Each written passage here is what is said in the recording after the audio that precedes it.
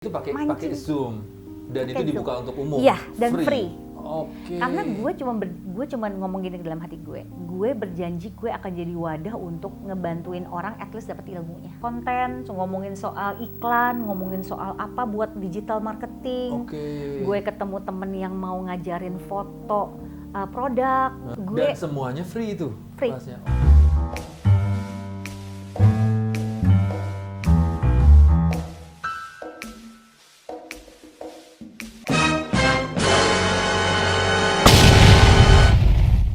Kalau ditanya 2020, 2021 tuh apa yang gue pelajari banyak banget kali ya. Betul. Gue belajar Canva, gue belajar desainnya kayak gimana, asli.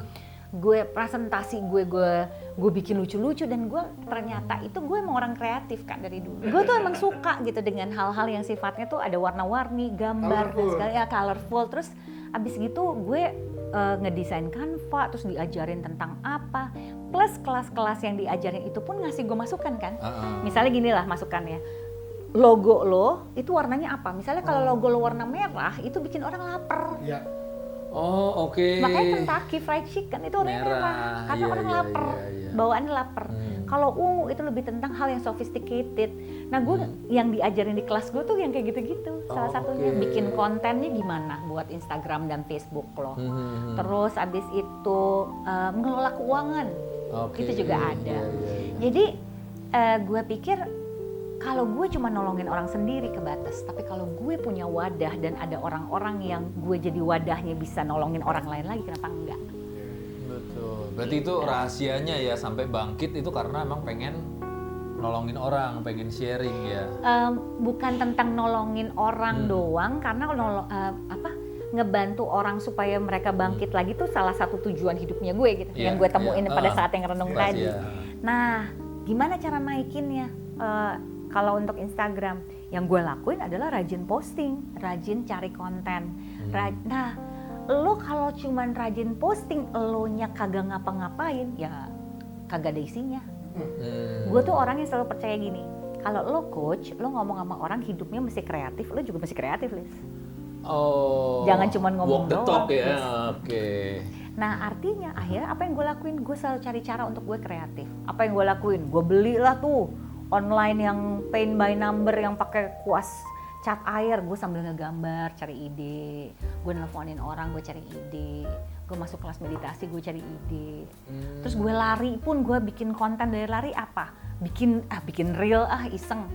Kreativitas itu hanya datang kalau lo-nya sendiri emang clear juga sama lo mau pakai ini sebagai alat buat apa gitu. Bukan cuma ngelakuin doang iseng, karena nggak berjangka panjang kalau lo cuma iseng.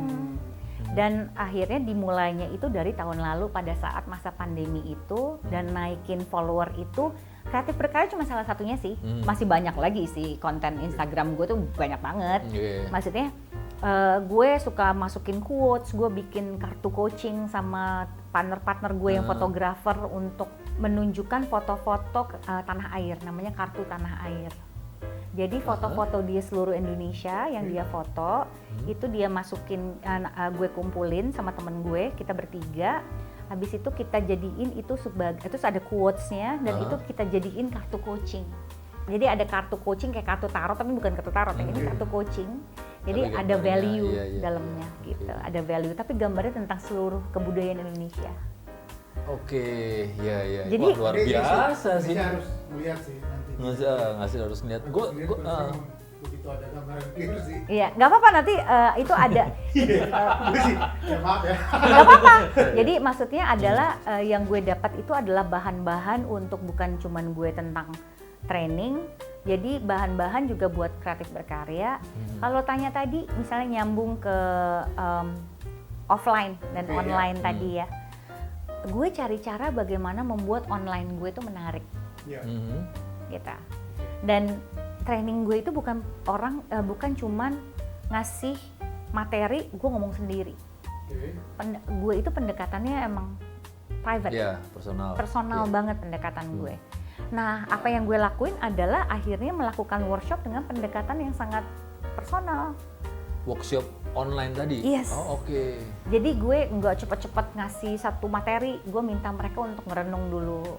Habis itu baru Abis itu satu Grup. kelas biasanya ada Oh, iya. 8 orang, 10 orang, 12 orang, 15 orang kayak gitu. Ya jadi lebih smaller kayak gitu. Terus sesi coaching of course lebih gampang lah karena one on one kan tapi ya. adaptasinya gimana tuh gitu? Walaupun kaku ya pertamanya kayak kalau gue ngelakuin workshop tuh kayak gue ngomong cuman sama laptop gue gitu. Terus Iya, gue itu sendiri. terus gue ngebayangin laptop gue ngomong gini.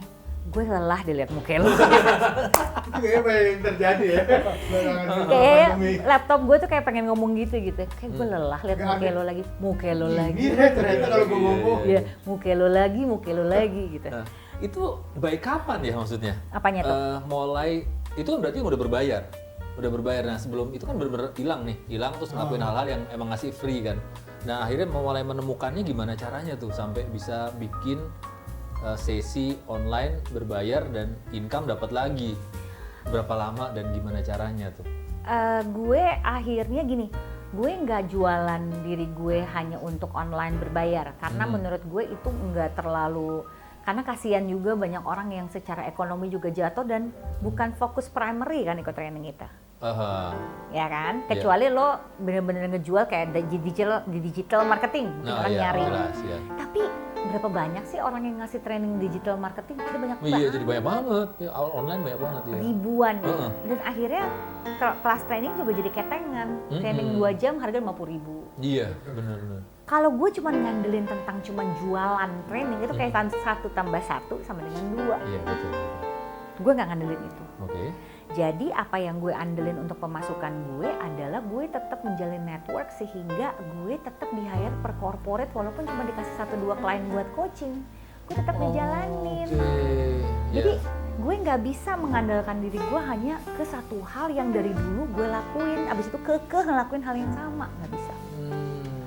Gue Dan itu network yang lama berarti yang tetap ngasih income. Iya. Cuman selama waktu luang lu isinya dengan berbagi sama orang banyak tadi yang free tadi. Nah, dari Instagram pun akhirnya gue monetize, tapi bukan Instagramnya ya, bukan dari iklannya, tapi gue ditemukan oleh beberapa pihak. Oh. Gue jadi ngajar di beberapa sekolah. Terciduk ya. Ya, terciduk gue. Oke. Gue ngajar di beberapa universitas tentang bagaimana membangun jiwa entrepreneurship untuk UMKM. Satu hal yang selama masa pandemi dari tahun lalu adalah kolaborasi sih. Kolaborasi. Yes. Kolaborasi itu beda dengan berteman doang atau cuman berpartner. Oke. Kolaborasi itu lo bener-bener lo nggak memaksakan lo harus bisa yang itu. Oke. Karena secara mentality terlalu berat kalau lo memaksakan diri lo, gue harus bisa semuanya atau bisa bidang-bidang yang gue nggak kuasai. Iya, iya, iya. Kayak contoh gini, gue jago ngomong, temen gue jago marketing, gue nggak jago marketing, dia jago ngedesain ya, kita kerjasama. Oh, iya, iya, iya, iya. Betul. Dia di bagian desainnya, kita kolaborasinya di situ, dia bisa di bagian apa, gue di bagian apa. Ya, orang desain, digital marketing, Iya, orang yang betul. ngomongnya, yang Betul. bikin materinya dan sebagainya Betul, gitu. ya. betul, Oke, betul. oke. Jadi apa yang gue lakukan adalah belajar sambil ngelakuin dari orang yang gue kolaborasi with. Dengan orang yang gue ajak kolaborasi, gue sambil belajar. Oh itu gitu ya, itu gitu. Oh, cara digital marketing gini tuh, Iya. oh gitu. Oh, cara ngedesain gini. Oke. Jadi gue nggak berusaha untuk semuanya gue harus tahu dulu, semuanya gue harus bisa. Kenapa? Karena pandemi itu kan ngenain mental gue juga ya. Secara pendapatan gue mungkin cuma 30%-nya dari pendapatan gue tahun 2018-2019. Oke. Kadang-kadang malah lower gitu. Hmm. Tapi apa yang menarik adalah karena pendapatan cuma 20-30%-nya, gue ada masanya tuh gue, aduh gimana ya, gimana? Ada. Tapi masa-masa di mana gue pengen berkarya itu lebih kencang dan gue enggak terus-terusan kayak aduh mikirin dan stres, dan akhirnya tujuan gue tadi mikirin gue pengen bantu orang, gue juga pengen tetap berkarya. Gue inget banget kalau setiap gue doa gue cuma bilang, Tuhan gue cuma pengen berkarya, gue cuma pengen berkarya, gue cuma pengen berkarya, kasih kesempatan gue untuk berkarya. Itu doa gue sama Tuhan.